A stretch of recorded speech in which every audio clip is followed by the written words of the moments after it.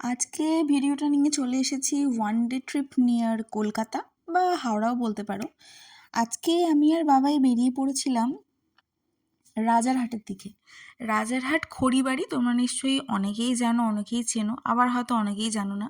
তো সকালবেলা ঘুম থেকে উঠে একটু হালকা করে জলখাবার খেয়ে বেরিয়ে পড়েছি। এটা আমাদের পাড়ার রাস্তা। এরপর হাওড়া ব্রিজ ধরে আমরা যাচ্ছিলাম। যেতে যেতে একটুখানি ক্যাথ মেরে ভিডিও করছিলাম। তোমরা ছুটির দিন হলে কোথায় কোথায় ঘুরতে যাও আমাকে অবশ্যই কমেন্ট সেকশনে জানিও। আমার এরকম বাইক রাইড করতে ভীষণ ভালো লাগে, স্পেশালি মানে কি বলবো, মানে এরকম হালকা হালকা মেঘলা মেঘলা ওয়েদার বা শীতকালে ভীষণ ভালো লাগে। আর সেদিন ছিল ফার্স্ট বছর, চারদিকে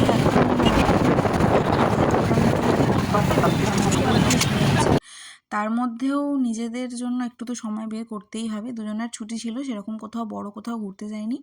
তো কাছে পিঠে একটু বেড়াতে গিয়েছিলাম। তো যাওয়ার সময় রাস্তাতেই আমরা একটু লাঞ্চ করে নিয়েছিলাম, যেহেতু সকালবেলা আমরা সেরকম কিছু খাইনি। হালকা করে একটুখানি দুজনে মানে ম্যাগি খেয়ে বেরিয়ে গিয়েছিলাম।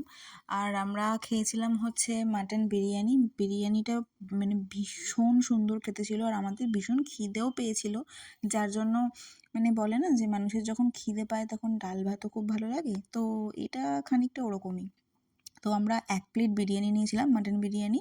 সেটা দুজনে ভাগ করে খেয়েছি। তারপর আমরা নিয়ে নিয়েছিলাম যে হট গার্লিক চিকেন, আর তার সাথে নিয়েছিলাম আমরা চিকেন ফ্রাইড রাইস। এটাও সেম, আমরা একটা করেই প্লেট নিয়েছিলাম, যেটা দুজনে ভাগ করে খেয়েছি।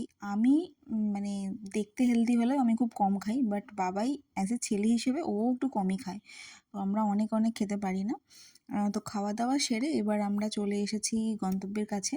তোমরা দেখতেই পাচ্ছ প্রত্যেক দিনের ওই যানজটের আর ওই মানে বিল্ডিংয়ে ভরা পরিবেশ থেকে একদম প্রকৃতির কোলে দুজনে চলে এসেছি। চারিদিকে শুধু জল জল আর জল। এরকম একটা ট্রিপ আমরা 2 বছর আগে আরেক জায়গায় গিয়েছিলাম। সেই জায়গাটার নাম ছিল কুলটি, আর এই জায়গাটার নাম হলো কৈপুল। এটা রাজারহাট খড়িবাড়ির কাছে।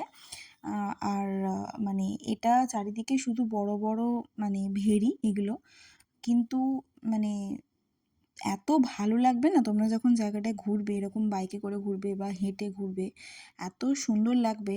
আর খুব বড় বড় ভেড়ি তো, যার জন্য মানে দেখে মনে হবে যেন নদী কিন্তু সেরকম মানে নদী না। আমি ভুলভাল ইনফরমেশন দেবো না, কিন্তু বিশ্বাস করো একদিনের জন্য যদি তোমাদের ছুটি থাকে আর কোথাও ঘোরার প্ল্যান কিছু না করতে পারো, তো এরকম ছোটোখাটো একটা বাইক ট্রিপে তোমরা বেরিয়ে যেতেই পারো। সারাদিন ঘুরে নেবে, রাস্তায় কিছু খেয়ে নেবে বা কিছু খাবার ক্যারি করলে ক্যারি করে নেবে, সেটা রাস্তাতে ওখানে বসেও খেতে পারো বা যেখানে দাঁড়িয়ে হোক খেয়ে নিতে পারো। মানে মাইন্ড রিফ্রেশ করার জন্য মানে দুর্দান্ত জায়গা। আর তোমরা এরকম ছুটির দিনে কোথায় মানে ঘুরতে বেড়াতে যাও এরকম একদিনে, মানে সকালে বেরোলাম, সারাদিন ঘুরলাম টুরলাম, আবার সন্ধ্যেবেলা বাড়ি চলে এলাম, এরকম যদি তোমাদের কোনো জানা থাকে জায়গা, তো অবশ্যই সেটা কমেন্ট সেকশানে আমাকেও জানিও। তাহলে নেক্সট বার কোনো ছুটির দিনে আমিও এরকম ঘুরে আসবো। আর দুজনে এরকম একটু বাবলা গাছের তলায় বসে একটু ফটোশ্যুট করলাম, এক দাদাকে বলেছিলাম।